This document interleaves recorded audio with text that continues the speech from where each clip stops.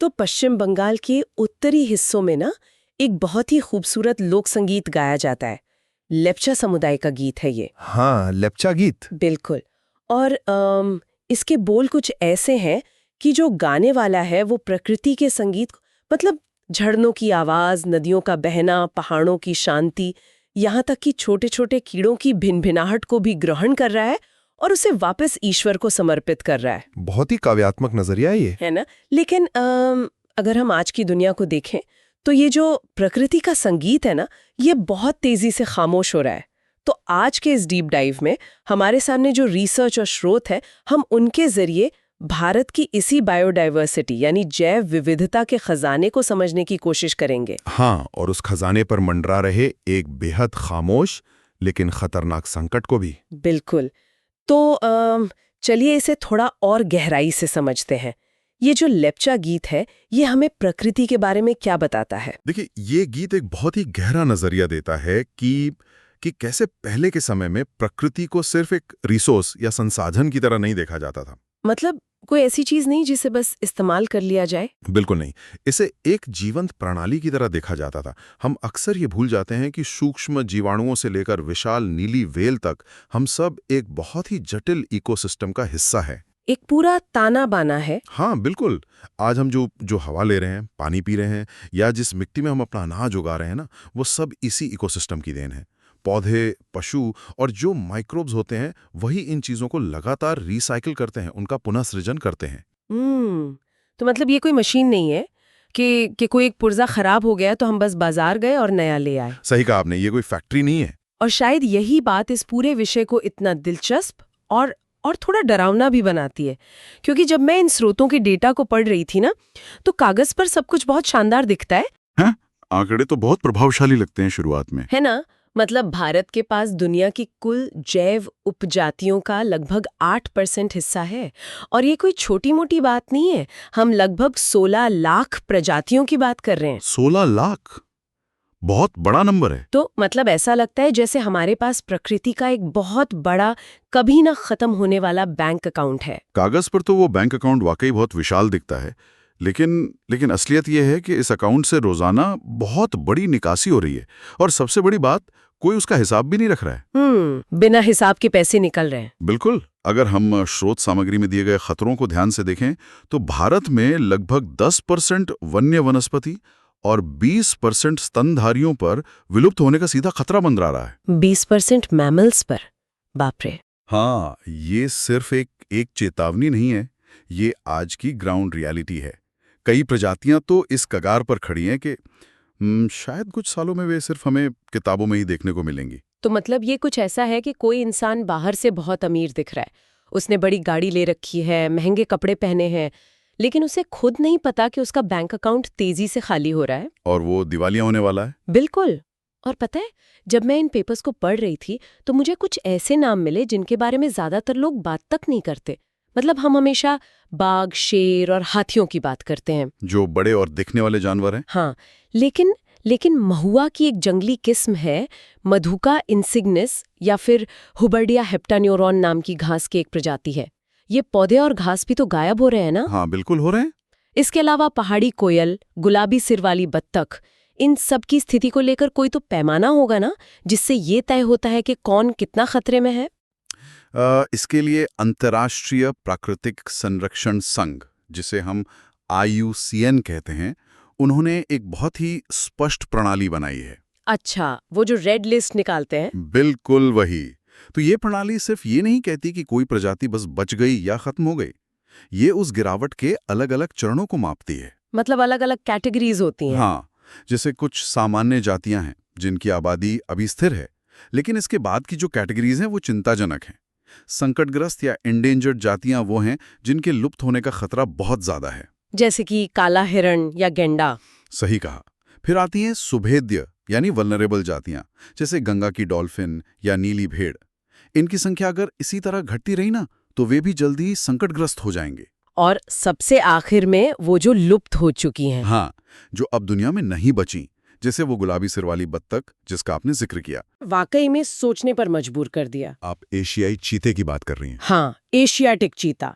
मतलब दुनिया का सबसे तेज स्तनधारी जीव, जिसके चेहरे पर वो आंसुओं जैसे निशान होते हैं और जो 112 किलोमीटर प्रति घंटे की अविश्वसनीय रफ्तार से दौड़ सकता है। 112 किलोमीटर प्रति घंटा, बिल्कुल। तो मेरा सवाल ये है कि जो जानवर इतनी तेज रफ्तार से दौड़ सकता है, वो अपने खुद के विलुप्त होने से कैसे नहीं बच पाया? मतलब 1952 में ही भारत से इसे आधिकारिक तौर पर लुप्त घोषित कर दिया गया था। आखिर ऐसा क्या हुआ था? ये एक बहुत ही शानदार सवाल है। अगर हम एवोल्यूशन या विकासवाद के नजरिए से देखें ना, तो चीते का शरीर सिर्फ और सिर्फ रफ्तार के लिए बना है। हाँ, एकदम स्लीक और हल्का। बिल्कुल। लेकिन उस रफ्तार का इस्तेमाल करने के लिए उसे एक खास तरह के माहौल की जरूरत होती है।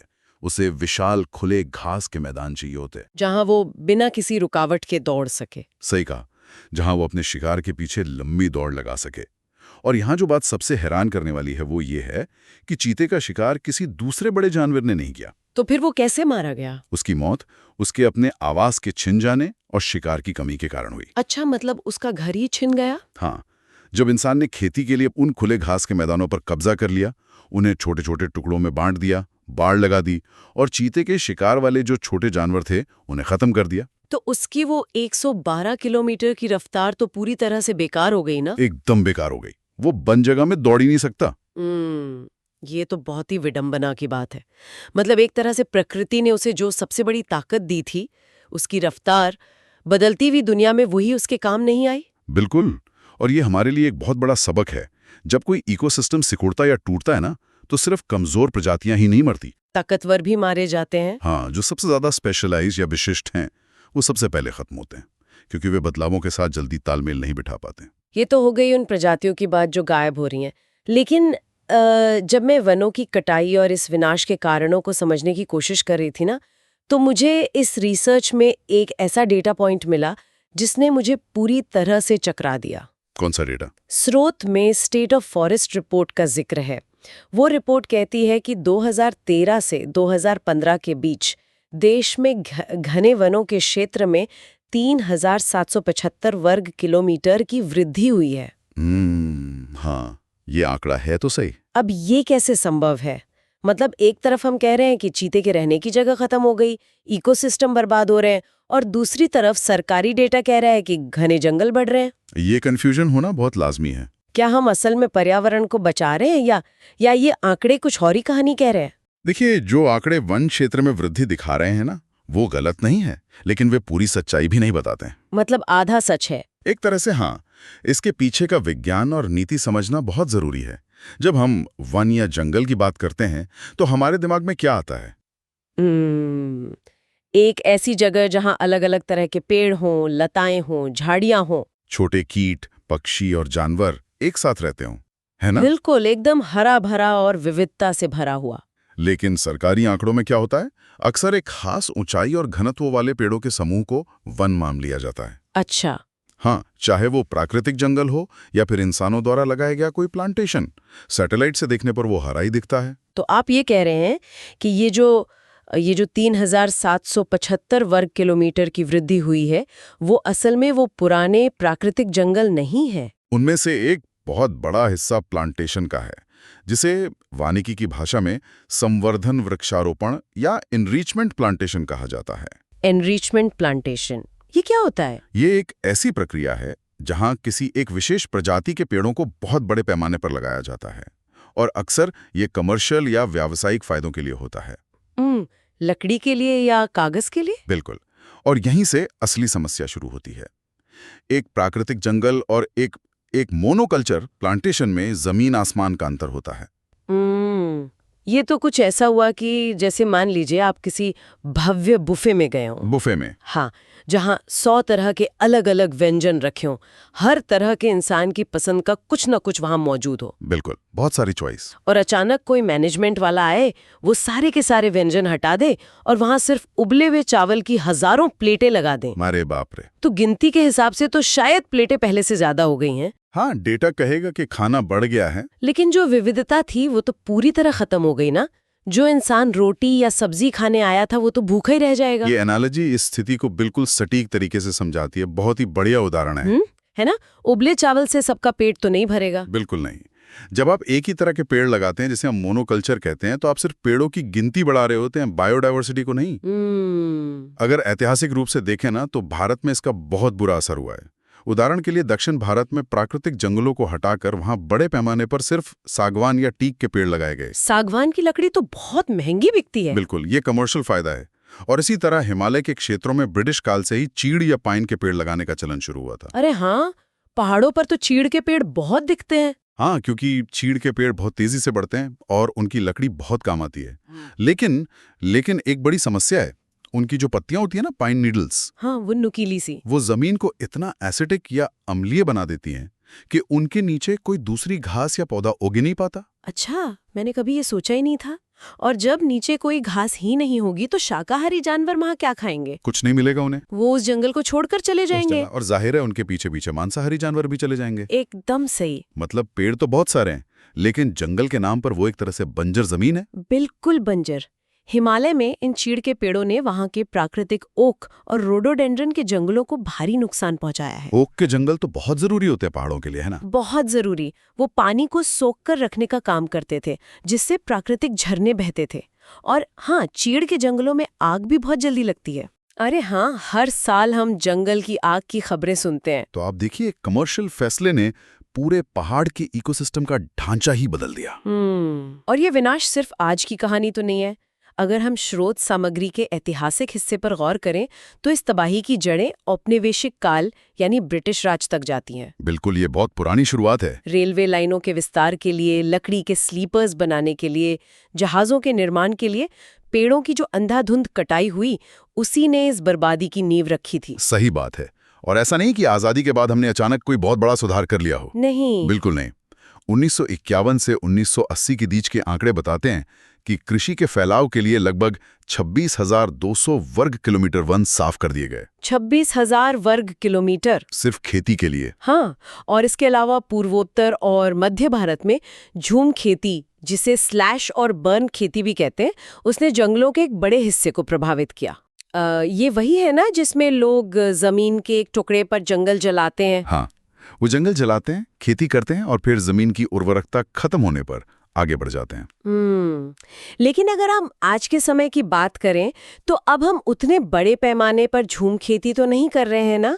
आज के आधुनिक दबाव अलग है। हाँ, आज चुनौतियां बदल गई हैं। और इन रिसर्च पेपर्स में विकास बनाम पारिस्थितिकी यानी डेवलपमेंट वर्सेस इकोलॉजी का जो संघर्ष दिखाया गया है वो बहुत ही जटिल है। बहुत ही मुश्किल संतुलन है ये।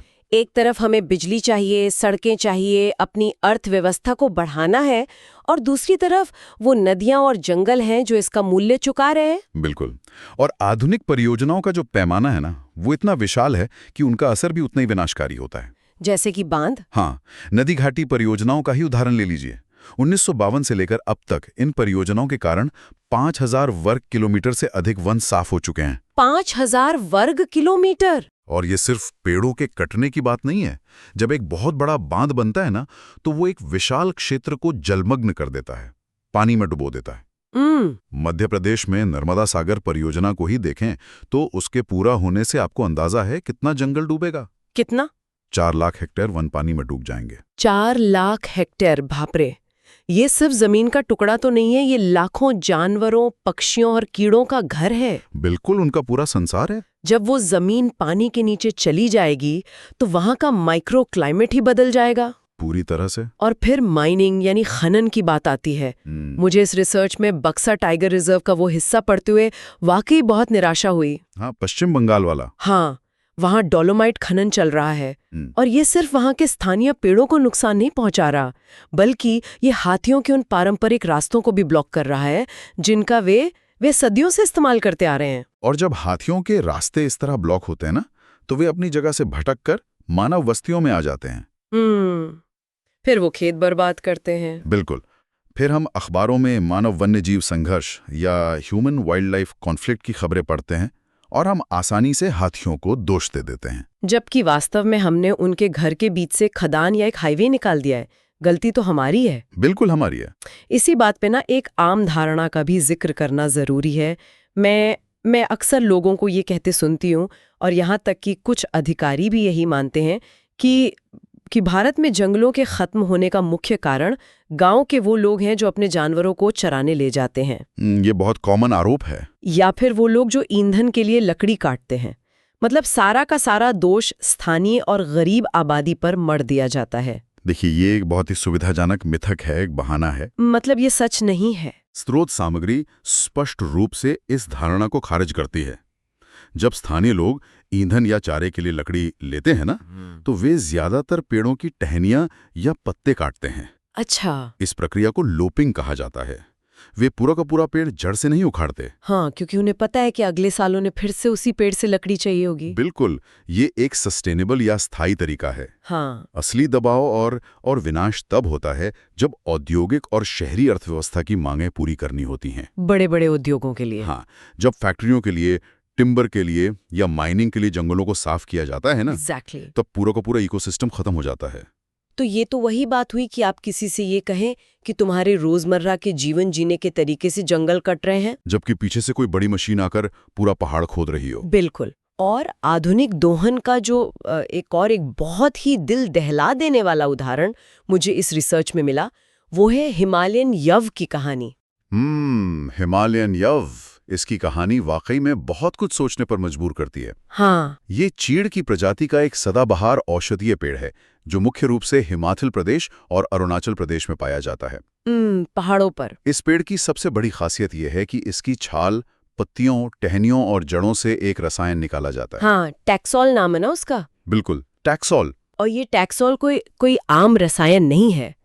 ये आज की दुनिया में कैंसर के इलाज के लिए सबसे ज्यादा इस्तेमाल होने वाली दवाओं में से एक है। बहुत जरूरी दवा है ये। लेकिन परेशानी ये है कि इस रसायन को निकालने की जो प्रक्रिया है ना, उसने पूरे हिमालय में हजारों यव पेड़ों की जान ले ली है। हाँ, क्योंकि उसे निकालने का तरीका विनाशकारी है। बिल्कुल, क्योंकि जब आप किसी पेड़ की छाल या बार्क पूरी तरह से निकाल लेते हैं तो वो पेड़ जीवित कैसे रहेगा? पानी और पोषक तत्वों का संचार ही रुक जाता है और पेड़ सूख जाता है। ये एक क्लासिक नैतिक दुविधा है।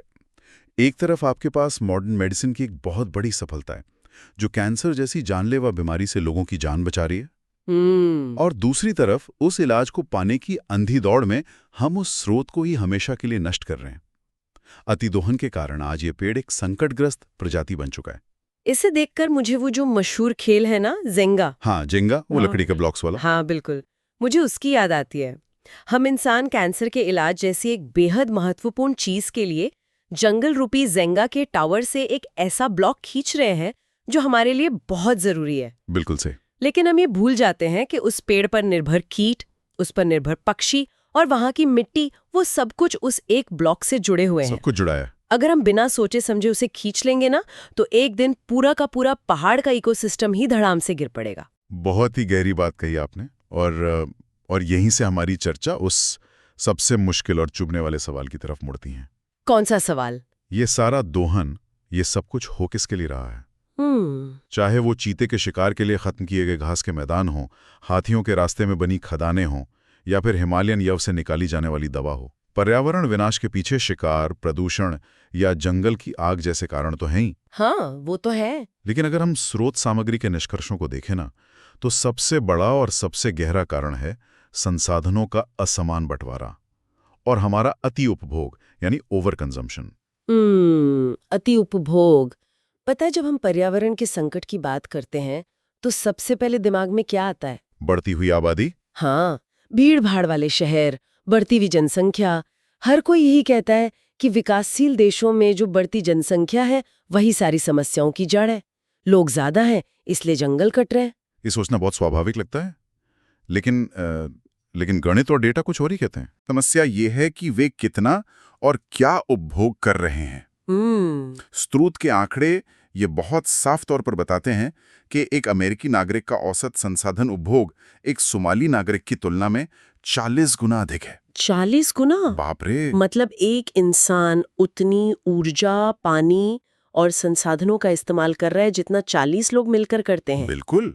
और ये असमानता सिर्फ अमेरिका और सोमालिया जैसे दो अलग अलग देशों के बीच नहीं है, ये हमारे अपने देश के भीतर भी उतनी ही गहरी है। हाँ, बिल्कुल है। रिसर्च ये बताती है कि भारत के जो सबसे अमीर 5% लोग हैं, वे सबसे गरीब 25% लोगों की तुलना में अपने जीवन स्तर और उपभोग के जरिए पर्यावरण को कहीं ज्यादा नुकसान पहुंचाते हैं। अगर हम अमीर वर्ग की जीवन शैली को देखें ना, बड़ी गाड़ियां, एयर कंडीशनर, हर साल हवाई यात्राएं, फास्ट फैशन और वो गैजेट्स जिनका हर साल नया मॉडल आ जाता है। हाँ, इन सब चीजों को बनाने के लिए जमीन से खनिज निकाले जाते हैं, जंगलों को काटा जाता है और भारी मात्रा में कार्बन एमिशन होता है।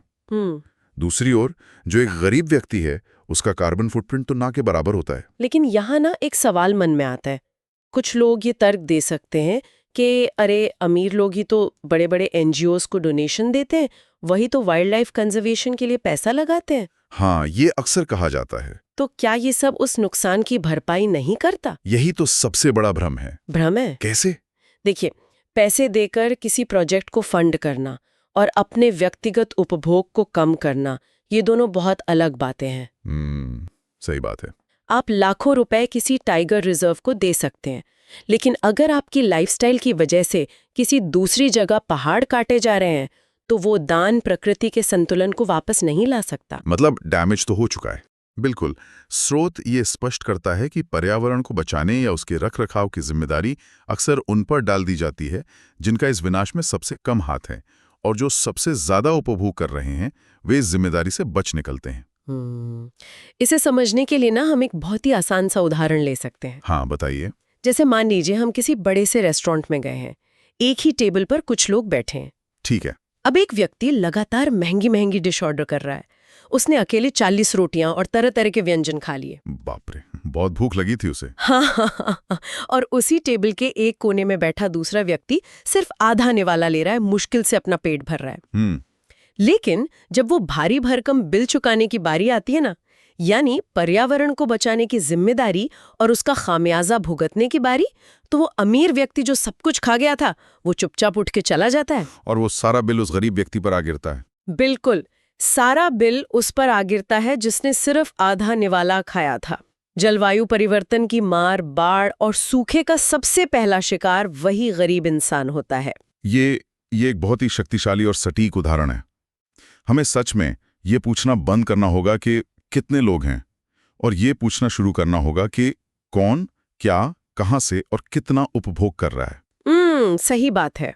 अति उपयोग और इस तरह अपनी जिम्मेदारी से भागना पर्यावरण के लिए जनसंख्या वृद्धि से कहीं ज्यादा खतरनाक है। तो आज की इस पूरी चर्चा को अगर हम समेटें तो ये एक सफर की तरह रहा। हाँ, बिल्कुल। हमने शुरुआत उन लेप्चा गीतों से की थी जहां प्रकृति की हर आवाज को ईश्वर का रूप माना जाता था, और फिर हमने देखा कि कैसे हमारा जो कागजी बहुतायत है वो असल में प्रजातियों के तेजी से लुप्त होने को छिपा रहा है। हाँ, वो 16 लाख वाला डेटा। हमने समझा कि कैसे चीते जैसी शानदार प्रजातियां अपने इकोसिस्टम के सिकुड़ने की वजह से खत्म हो गई। हमने वनों के कटने के ऐतिहासिक कारणों को देखा। एनरिचमेंट प्लांटेशन से होने वाले नुकसान को समझा। वो बुफी वाला उदाहरण। हाँ, और आज के आधुनिक विकास और खनन के दबावों को भी गहराई से परखा। और इन सब के केंद्र में हमने उस सबसे अहम सच को उजागर किया कि इस विनाश के पीछे असली जिम्मेदारी संसाधनों के असमान बंटवारे और हमारे ओवर कंजम्पशन की है। हमने एक ऐसे जाल को कमजोर कर दिया है जिस पर हमारा अपना अस्तित्व टिका हुआ है। बिल्कुल। और इस पूरी चर्चा के बाद ना एक बहुत ही गहरी और थोड़ी विचलित करने वाली बात मन में आती है, जिस पर शायद हम अपनी रोजमर्रा की जिंदगी में कभी ध्यान नहीं देते। वो क्या? हमने स्रोत सामग्री में पढ़ा कि हमारा सारा ध्यान हमेशा बड़े और दिखाई देने वाले प्राणियों पर होता है, जैसे चीता, बाघ, गैंडा या हाथी। हाँ, जो चार्मिंग स्पीशीज हैं। जब भी कोई बड़ी प्रजाति विलुप्त होती है या खतरे में आती है ना, तो वो अखबारों के पहले पन्ने की हेडलाइन बन जाती है। लोग उस पर डॉक्यूमेंट्री बनाते हैं, बहुत चिंता जताते हैं। हाँ, खूब चर्चा होती है। लेकिन जरा उन अज्ञात, अनदेखे सूक्ष्म जीवों के बारे में सोचिए, जो माइक्रोब्स हैं। हाँ, उन छोटी छोटी कीटों, फंगस और घास की उन प्रजातियों के बारे में सोचिए जो चुपचाप विलुप्त हो रहे हैं और जिनके लिए कभी कोई हेडलाइन नहीं बनती। ये बात हमें पारिस्थितिकी तंत्र की असली नब्ज तक ले जाती है। सोचने वाली बात यह है कि जब इकोसिस्टम का कोई बहुत बड़ा पतन होगा ना, तो वो शायद किसी चीते या बाघ के गायब होने से नहीं होगा। तो फिर किससे होगा? शायद भविष्य का सबसे बड़ा पतन किसी ऐसे छोटे बैक्टीरिया या किसी ऐसी घास की प्रजाति के विलुप्त होने से आएगा जिसका नाम भी किसी ने नहीं सुना था। ये तो बहुत डरावना है। सोचिए, एक ऐसा बैक्टीरिया जो हमारी मिट्टी को उपजाऊ बनाता था, या कोई ऐसा छोटा कीट जो परागण या पॉलिनेशन करता था। जो फूड चेन का आधार था। बिल्कुल, किसी बहुत बड़ी खाद्य श्रृंखला की सबसे निचली लेकिन सबसे मजबूत कड़ी। जब वो कड़ी टूटेगी ना, तो पूरी की पूरी जमीन बंजर हो जाएगी। सही बात है। ये एक ऐसा अदृश्य संकट है जिस पर हर किसी को गंभीरता से विचार करने की जरूरत है। लेप्चा गीत में जिस कीट की भिनभिनाहट को ईश्वर का संगीत माना गया था, अगर वो छोटी सी भिनभिनाहट हमेशा के लिए खामोश हो गई, तो शायद पूरा का पूरा जंगल ही एक दिन शांत हो जाएगा। भारत के आधे से ज्यादा प्राकृतिक जंगल लगभग खत्म हो चुके हैं। मतलब 1/3 वेटलैंड्स या कह लें गीली जमीन पूरी तरह सूख चुकी है। हाँ, और वो धरातलीय जल वाला आंकड़ा भी तो है। 70% पानी जो हमारी नदियों में है, वो पूरी तरह जहरीला हो चुका है। बिल्कुल। और 40% मैंग्रोव क्षेत्र भी हमेशा के लिए लुप्त हो गए। मतलब ये सब सुन के कोई भी डर जाएगा। ये भविष्य नहीं, आज की हकीकत है। एकदम सही बात है। और अक्सर हमारी पहली प्रतिक्रिया यही होती है कि अरे ये तो सिर्फ पर्यावरण या विज्ञान की समस्या है, कुछ जानवर कम हो गए। हाँ, लेकिन आज के इस गहन अध्ययन का मिशन कुछ और ही है। हम सिर्फ पेड़ों और जानवरों की बात नहीं करेंगे, बल्कि उस अदृश्य तबाही को डिकोड करेंगे जो सीधे तौर पर हमारी संस्कृति और गरीबों की आजीविका को निगल रही है। और ये शुरुआत करने का सबसे बेहतरीन नजरिया है, क्योंकि जिन स्रोतों का हम विश्लेषण कर रहे हैं ना, वो बताते हैं कि वनों का विनाश कोई अलग थलग घटना नहीं है। जब जंगल कटता है तो उस पर निर्भर पूरी की पूरी जनजातियां हाशिए पर धकेल दी जाती हैं। और यही बात मुझे स्रोतों में सबसे ज्यादा चुभने वाली लगी। मतलब अगर इसे एक डोमिनो इफेक्ट की तरह देखें तो कहानी बहुत साफ हो जाती है। हाँ, डोमिनो इफेक्ट, बिल्कुल। हम सोचते हैं कि जंगल कटा तो बस एक पेड़ गिरा, लेकिन असल में वो दूसरी कड़ी को गिराता, दूसरी तीसरी को, और इस पूरे चेन रिएक्शन में सबसे भारी चोट उस इंसान पर पड़ती है जो पहले से ही सबसे गरीब है। हाँ, और इस चोट के मैकेनिज्म को समझना जरूरी है। अगर हम हाशिए पर पड़े समुदायों को देखें ना, तो इस तबाही का सबसे भयानक रूप महिलाओं को झेलना पड़ता है। महिलाओं को? वो कैसे? क्योंकि आज भी कई पारंपरिक समाजों में ईंधन की लकड़ी, पीने का पानी और चारा जुटाने की जिम्मेदारी महिलाओं की होती है। अब जरा सोचिए, वो जंगल ही कट जाए तो क्या होगा? तो उन्हें और दूर जाना पड़ेगा। मैंने स्रोत में पढ़ा कि महिलाओं को अपनी जरूरतें पूरी करने के लिए हर दिन 10 किलोमीटर तक पैदल चलना पड़ता है। जी, 10 किलोमीटर रोजाना। वो भी सर पर भारी बोझ लेकर। इसका सीधा असर उनके स्वास्थ्य पर पड़ता है। जाहिर सी बात है। और अगर दिन के 5-6 घंटे सिर्फ पानी और लकड़ी ढोने में चले गए, तो बाकी काम कब होंगे? वही तो, काम का समय इतना बढ़ जाता है कि घर और बच्चों की उपेक्षा होने लगती है। और पता है सबसे बुरा क्या होता है? छोटी बच्चियों को स्कूल से निकाल लिया जाता है ताकि वो अपनी माँ का हाथ बटा सकें। अरे बाप रे! मतलब शुरुआत एक जंगल कटने से हुई थी और नतीजा ये हुआ कि एक पूरी पीढ़ी अनपढ़ और बीमार हो गई। बिल्कुल। और फिर आती हैं परोक्ष आपदाएं, जैसे सूखा और बाढ़। जब पेड़ कटते हैं तो मिट्टी पानी सोखना बंद कर देती है। हम इन्हें प्राकृतिक आपदा कह देते हैं, लेकिन ये सीधे तौर पर जंगल कटने का नतीजा है। तो एक तरह से हम अपने ही पैरों पर कुल्हाड़ी मार रहे हैं। अच्छा, स्रोतों में ना एक और बहुत दिलचस्प बात थी जेनेटिक विविधता या जेनेटिक डाइवर्सिटी के बारे में। हाँ, वो एक बहुत ही महत्वपूर्ण हिस्सा है। तो अगर मैं इसे एक इंश्योरेंस पॉलिसी की तरह देखूं, तो क्या ये कहना सही होगा कि ये भविष्य की आपदाओं के खिलाफ हमारा बीमा है? ये इंश्योरेंस पॉलिसी वाली उपमा एकदम सटीक है। इसे ऐसे समझिए, आज हम जो पारंपरिक फसलें खाते हैं वो किसी लैब में नहीं बनी, वो इसी डाइवर्सिटी की देन है। मतलब अगर हम पूरे देश में एक ही तरह का गेहूं उगाएं और कोई बीमारी आ जाए तो सब कुछ तबाह हो जाएगा? एकदम सही। जेनेटिक डाइवर्सिटी हमें अलग अलग किस्म के बीज देती है ताकि कोई एक किस्म उस बीमारी से लड़ सके। यही बात मछली पालन पर भी लागू होती है। हमारा पूरा सिस्टम, जल, वायु, मृदा, सब इसी पर टिका है। तो संरक्षण सिर्फ जानवरों को पिंजरे में रखने का नाम नहीं है। लेकिन यहाँ एक बड़ा सवाल उठता है, जब हालात इतने बिगड़ रहे थे, जंगल कट रहे थे, तो हमारा सिस्टम क्या कर रहा था? सिस्टम की बात करें तो 1960 और 70 के दशक में स्थिति बहुत खराब थी। हाँ, क्योंकि स्रोत बताता है कि 20वीं सदी की शुरुआत में 55,000 बाघ थे और 1973 आते आते सिर्फ 1,827 बचे। मतलब ये तो पूरी प्रजाति के सफाई जैसा था। हाँ, ये गिरावट सच में चौंकाने वाली थी और इसके पीछे अवैध व्यापार था। एशियाई देशों में बाघ की हड्डियों और खाल का बहुत बड़ा बाजार था।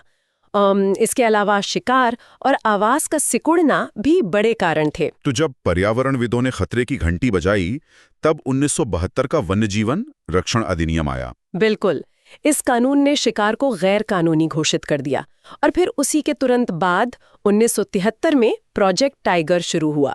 प्रोजेक्ट टाइगर, स्रोतों में इसका काफी विस्तार से जिक्र है। जैसे उत्तराखंड में कॉर्बेट, बंगाल में सुंदरबन, राजस्थान में सरिस्का, ऐसे बड़े रिजर्व बनाए गए। लेकिन यहाँ एक दिलचस्प विरोधाभास है। वो क्या? ऐसा लगता है कि ये सिर्फ बाघ को बचाने की योजना थी नहीं। मतलब ये तो एक विशाल छाते को खोलने जैसा है। हमने छाता बाघ के लिए खोला, लेकिन उसके नीचे पूरा इकोसिस्टम भी भीगने से बच गया। हाँ, विज्ञान की भाषा में से अम्ब्रेला स्पीशीज कंसेप्ट कहते हैं। आपका छाते वाला उदाहरण बिल्कुल सही है। एक बाघ को बचाने के लिए आपको उस हिरण को बचाना होगा जिसे वो खाता है, और हिरण के लिए उस घास और उन पेड़ों को। बिल्कुल, और पेड़ों के लिए मिट्टी, पानी और कीटों को। तो जब सरकार एक बड़ा टाइगर रिजर्व बनाती है ना, तो पूरे इकोसिस्टम को कानूनी कवच मिल जाता है। यानी बाघ सिर्फ एक बहाना था, एक पोस्टर बॉय पूरे जंगल को बचाने के लिए। एग्जैक्टली, एकदम सही समझे। और नीति में ये वैचारिक बदलाव बहुत गहराई से आया। 1980, 1986 और 1991 के बदलावों में सिर्फ बड़े जानवर ही नहीं, बल्कि तितलियों, पतंगों और ड्रैगन फ्लाई जैसे कीटों को भी संरक्षित लिस्ट में डाला गया। अरे वाह, ड्रैगन फ्लाई को भी। हाँ, और 1991 में तो पहली बार 6 पौधों की जातियों को भी इस लिस्ट में जगह मिली। मतलब हम समझ गए थे कि एक बाघ और एक ड्रैगन फ्लाई का जंगल में बराबर महत्व है। ये तो जीवों की बात हो गई, लेकिन वनों के प्रबंधन के लिए जो सरकारी वर्गीकरण है, आरक्षित वन, रक्षित वन, अवर्गीकृत वन, इसका आम आदिवासियों पर क्या असर होता है? यहीं से असल में संरक्षण और स्थानीय लोगों के बीच टकराव शुरू होता है। जब सरकार किसी जंगल को आरक्षित वन घोषित करती है, तो वहाँ नियम सबसे सख्त हो जाते हैं। मतलब रातों रात स्थानीय लोगों के वहाँ जाने पर रोक लग जाती है। बिल्कुल, वो वहाँ से लकड़ी नहीं ला सकते, जानवर नहीं चरा सकते। रक्षित वनों में भी नियम कड़े होते हैं।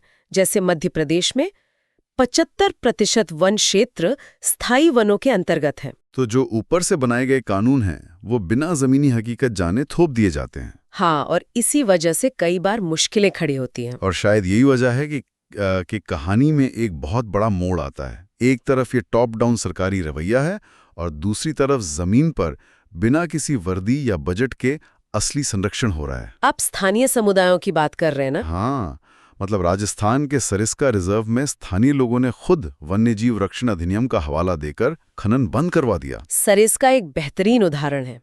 लेकिन राजस्थान के अलवर में जो हुआ वो तो इतिहास का एक मील का पत्थर है। वहां के 5 गांवों ने सरकार का मुंह नहीं देखा। हाँ, उन्होंने खुद ही 1200 हेक्टेयर जंगल को भैरवदेव डाकव सेंचुरी घोषित कर दिया। बिल्कुल, और सबसे खास बात यह है कि वहां न तो वन विभाग का नियम चलता, न पुलिस का। उन्होंने अपने नियम बनाए हैं। वहां शिकार पूरी तरह वर्जित है। ये सब सुनकर मुझे सच में बहुत हैरानी होती है।